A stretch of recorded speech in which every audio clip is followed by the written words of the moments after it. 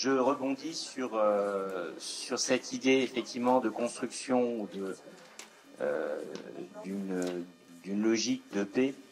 Tout simplement par mon document d'accroche, hein, je vous ai mis ici un petit blason qui fait 2,50 m à peu près de diamètre, hein, qui se trouve à l'intérieur des casernes Steinmetz. Vous voyez que c'est un aigle impérial allemand, il a la tête, donc il a été décapité. Derrière, on a une des portes historiques de Metz, c'est la porte Mazel, donc qui a disparu aujourd'hui. Et puis, donc ce blason, pendant très longtemps, est resté dans son jus. Et lors de la réhabilitation des casernes, eh bien, on en a fait donc cet emblème qu'on a remis en scène. Ce qui nous renvoie finalement eh bien, à ce passé commun à l'Europe, des villes de garnison, je vous ai dit, voilà, Vérone, Udine, toutes ces villes ont connu leur phase de militarisation, de démilitarisation. Vérone communique énormément aujourd'hui sur son passé autrichien. Hein, avant de communiquer sur son passé militaire italien, on communique sur le passé autrichien avec des casernes autrichiennes. Ce que je vous propose, c'est effectivement de réaménager le territoire. Alors, je rends à César ce qui appartient à César, c'est-à-dire que c'est Camille Méplin, donc qui est une jeune collègue qui sort du Master MEF chez nous, qui aujourd'hui donc a gagné ses galons de professeur donc en région parisienne. Elle démarre une thèse, elle est historienne, mais elle démarre une thèse en géographie sur l'habitabilité. Et donc, c'est elle qui a monté en grande partie, voire l'essentiel de cette transposition didactique, cette proposition d'études de cas, puisque je vais présenter essentiellement ces études de cas, c'est-à-dire des activités qu'on peut construire. Je ne suis là finalement, entre guillemets, que le présentateur. Voilà. Donc ce qu'elle a proposé, c'est ce qui est dans vos fiches. Alors je rappelle peut-être une notion que je l'avais pas mise avant et puis je me suis dit en cours de route. Voilà, les contrats de redynamisation des sites de défense. Je vous ai remis à quoi ça correspond, de même que le plan local de redynamisation. Ça, vous avez les définitions et vous avez les cartes qui correspondent. Normalement, pas d'utilisation ou peu d'utilisation pour des conversions de sites militaires. On est bien sur un accompagnement économique. Alors, la question, donc, quand l'armée s'en va, elle peut être adaptée dans le thème 3 de la classe de 3e. Quand j'ai fait le document, j'ai enlevé la classe de 3e, puis j'ai essayé de simplifier le plus possible. Vous avez deux versions. Hein. Vous avez la version qu'on vous a remise, et puis on a transmis une autre plus longue, donc vous pourrez lire et commenter, et pourquoi pas critiquer largement. Donc nous, on se posait sur ce thème 2 de la classe de 3e, pourquoi et comment aménager le territoire, donc qui envisage l'aménagement du territoire au sens large et donc revenir sur Metz. Donc ce thème permettrait d'étudier avec les élèves les modalités, les finalités d'aménagement. Et donc on se posait la question effectivement du devenir des installations militaires entre friche et réhabilitation. Donc c'était un petit peu la logique. Pour ce faire donc et en termes d'études de cas, donc on vous proposait l'aménagement des territoires de l'armée entre requalification et délaissement, donc pour la ville de Metz, avec un premier document qui nous a paru essentiel, celui finalement eh bien, de la baisse démographique liée au départ des infrastructures, des services de l'armée. Et conséquence derrière de ce déménagement du territoire, eh bien tout ce qui relève des fermetures d'écoles, de collèges, de lycées. C'est-à-dire que c'est une crise globale qui touche la ville de Metz à ce moment-là. On annonce donc effectivement 17 000 personnes qui, de près ou de loin, sont impactées par le départ de l'armée sur une population de 125 000 habitants. Donc, on est au-delà de ce qu'on appelle les crises des structures industrielles. Hein. Faut bien se rendre compte de ça. Pour une ville, je pense qu'on a parlé des grandes restructurations de l'État au cours des années 2000. On n'a jamais connu une telle restructuration en France. Donc pour une ville comme Metz, vous imaginez le coût que ça représente. Et je passe, entre guillemets, la réforme territoriale avec la perte de la présidence de région. Hein, quand on parle de déménagement du territoire, on en est là. Et vous remarquerez que ça s'est fait presque sans conflit. Alors que pour des petites villes de garnison, on a vu des manifestants, là pas du tout. Il n'y a pas eu de manifestation. La ville de Metz a encaissé. Alors vous voyez qu'en termes démographiques, hein, l'effondrement, 99, 123 000 habitants, 117 000 en 2015. Donc on a essayé de limiter les choses. Nice, Metz, c'est une ville universitaire, et puis on a l'attraction du Luxembourg. Mais on peut parler de Shrinking City. C'est une ville en décroissance, perte de services publics, perte de services économiques, hein, commerce. Et donc la question qui se pose et qui devrait apparaître avec nos élèves, c'est pourquoi aménager? Pour reconvertir, pour accompagner un aménagement du territoire. Donc derrière, on a les enjeux des villes touchées démographiquement, économiquement, par une disruption. J'utilisais le mot tout à l'heure, hein, c'est-à-dire cette rupture territoriale. Et donc, on est là dans l'étude de cas, voilà ce qu'on va essayer de faire émerger finalement. Pourquoi aménager? Pour répondre aux besoins des territoires et des habitants. Ce qui est la base même de l'aménagement du territoire. Le document 2 qu'on vous propose, c'était celui qui est en couleur et donc qui est extrait d'un article qu'on a fait, que j'ai commenté tout à l'heure, où effectivement on va noter la diversité des sites militaires présents. On a des forts, on a des forêts, on a des bases aériennes, on a des casernes, des hôpitaux militaires. On est à l'échelle d'une agglomération et pas uniquement d'une ville, c'est bien tout un territoire. Et donc, ce qui rend les choses plus complexes, quand vous êtes sur une ville-usine, c'est l'usine qu'il faut reconvertir. Là, vous avez une multitude de sites. Regardez la complexité de l'opération opératoire. Hein, en termes d'aménagement, c'est compliqué. Et c'est là où, effectivement, pour les élèves, faire comprendre que c'est pas une opération, c'est des dizaines d'opérations qu'il va falloir mener sur une ville. Avec quels moyens? Ça, c'est autre chose. Donc, il y a des choix de reconversion multiples. Il va falloir accompagner et peut-être substituer un certain nombre d'activités. La place des héritages militaires, quelle place du patrimoine? On a parlé tout à l'heure d'éléments de mémoire. Quelle mémoire? La plupart de ces constructions, de ces bâtiments, sont d'origine allemande. Alors effectivement, aujourd'hui, on est dans une situation d'apaisement, et les Messins ont depuis longtemps fait le choix de ne plus tenir compte, parce qu'à force, on a tellement changé le nom des casernes. Vous remarquerez que la caserne que je vous ai présentée, la caserne Steinmetz, c'est le nom du général allemand qui, en 1870, bloque la ville de Metz. Et on l'a gardé, comme les Allemands ont su conserver Vauban. Hein, c'est bizarre. Peut-être parce qu'il y a une étrange similarité d'histoire entre les villes de garnison. Donc une multitude de réponses opératoires, on peut les citer, des écoquartiers, des reconversions fonctionnelles, hein, on substitue une activité à une autre, des projets touristiques, des réserves foncières. Et donc la réponse est multiple. Et puis surtout, qu'en est-il de la ville contrainte? C'est peut-être la question qu'on peut se poser et qu'il faut faire apparaître aux élèves. La question de la ville contrainte, je vous rappelle, c'est une vieille lubie de géographe et d'urbaniste. Hein, on en parlait déjà dans les années 60-70. Le document 3, c'est un extrait d'un texte de l'article. Alors, si vous voulez tous les documents, ils sont sur 2 articles, mais je les ai mis en fin des fiches. L'un de 2014 et l'autre de 2024, hein, qui sont sortis, l'un donc sur la revue Projet de paysage et l'autre sur la revue du bulletin de Société géographique de Liège. C'est pas moi qui fais le choix des documents, vous savez bien, je vous ai dit, c'est pas ma doctorante en plus, c'est mon ancienne élève de MEF. Je pense qu'elle a voulu me faire plaisir, mais on aurait pu prendre d'autres choix, mais c'est pas grave. Un des projets le plus abouti donc concerne effectivement les casernes Steinmetz, les infrastructures des magasins à blé.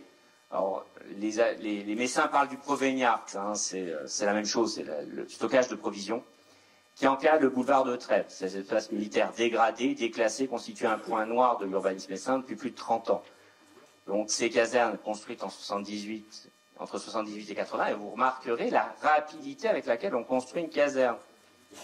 Et je soulève là une interrogation pour vous, la rapidité avec laquelle on reconvertit une caserne. Hein, l'écoquartier Tureau à Agneau, ça fait 20 ans qu'on est dessus, hein, et il n'est toujours pas fini. Mais bon. Cet îlot urbain a perdu toute utilité pour l'armée, qui laisse une friche sans valeur. Donc c'est une verrue urbaine, mais c'est aussi la question finalement sur les entrées de ville. C'était une entrée de ville, et là on peut le généraliser en sachant qu'une entrée de ville, pendant très longtemps, on l'a considérée comme un espace Kleenex. C'est-à-dire qu'on urbanisait, et puis l'entrée de ville se déplaçait, donc on urbanisait plus loin, et puis on laissait cette verrue se rester. Si vous voulez aller plus loin, il y a eu un très bon rapport sénatorial, quoi il travaille, du sénateur Larcher, à l'époque où il n'était pas président, justement sur les questions des entrées de ville, et sur la reconversion des entrées de ville. Et je vous le recommande parce qu'il est très pertinent. Où il pose la question, effectivement, de cette urbanisation Kleenex. Et là, finalement, en généralisant, on est tout à fait sur cette urbanisation Kleenex. Finalement, on a un espace qui est plus utilisable. Eh bien, on l'a laissé dépérir. Or, c'est là où c'est intéressant, c'est qu'effectivement, eh bien, on en a fait une reconversion avec donc 4000 m² de commerce et 12 000 m² de bureaux. Des logements sur la partie supérieure de ces logements, c'est-à-dire qu'on a joué sur la mixité fonctionnelle du quartier. C'est pas un quartier qui a qu'une seule fonction, on a joué sur 3 fonctions, et c'était le pari finalement de cet opérateur privé. Et là où c'est important, c'est que finalement, eh bien, la ville a répondu. Donc si on résume un peu les choses, et qu'est-ce qu'on peut essayer de faire voir aux élèves, la question des délaissés, la question de la friche militaire, de la friche urbaine plus globalement, de l'entrée de ville, d'un espace urbain dégradé. Donc là, on est vraiment sur l'étude locale, mais aussi l'effet de levier opératoire. C'est-à-dire qu'à partir du moment où un acteur a décidé de faire les choses, eh bien tous les autres se sont finalement mis bout à bout. Et le projet, finalement, dans ce partenariat privé-public, hein, on est bien dans l'autonomisation du territoire, a permis de réhabiliter ces quartiers. Aujourd'hui, c'est un quartier qui est plutôt au standing. Les gens, de toute façon, qui habitent là, vont travailler au Luxembourg, et les commerces qui sont au pied des immeubles sont adaptés au pouvoir d'achat du Luxembourg. Donc, pour ceux qui ne maîtrisent pas, considérez que enseigner au lycée Vauban, ça sera 3 fois votre paye. Le lycée Vauban, c'est le lycée français au Luxembourg. Hein. Voilà. Ah oui. Mais vous seriez mal payé pour le Luxembourg. On entre là dans une multifonctionnalité du projet d'aménagement. Alors, on aurait pu aller plus loin sur ce projet, hein, la GURAM, donc, qui est l'agence d'urbanisme de Metz Métropole, voulait même faire autour de ce projet quelque chose de fort. Le problème, c'est qu'on est coincé avec un vieux fort qui pose ses problèmes de sécurité, et puis la ligne des anciens remparts médiévaux, donc une ligne de chemin de fer. C'est compliqué d'avoir un effet moteur pour l'ensemble de cette partie est de la ville. Donc, on vous propose également ces 3 photos. Enfin, elle a fait tout un petit montage, mais moi j'ai remis les 3 photos que je vous ai présentées. Donc, on revient finalement sur les informations qu'on peut prélever sur les documents par le biais de questions. Donc, des friches militaires, un quartier dégradé, une opération d'urbanisme, la mixité fonctionnelle, la réhabilitation des espaces, avec un élément supplémentaire, l'artialisation, la mise en scène du paysage militaire. Hein, vous voyez qu'on a ces petites vaches qui accompagnent le McDo qui s'est installé lui aussi dans l'ancien Provegnart. Aujourd'hui, donc, la deuxième caserne a été totalement réhabilitée. Hein, c'est la première photo que vous avez, puisque c'est une résidence universitaire. Donc, on est là sur la mixité, cette fois-ci générationnelle. Hein, on avait installé des gens plutôt aisés. Ben là, on a réinstallé des étudiants.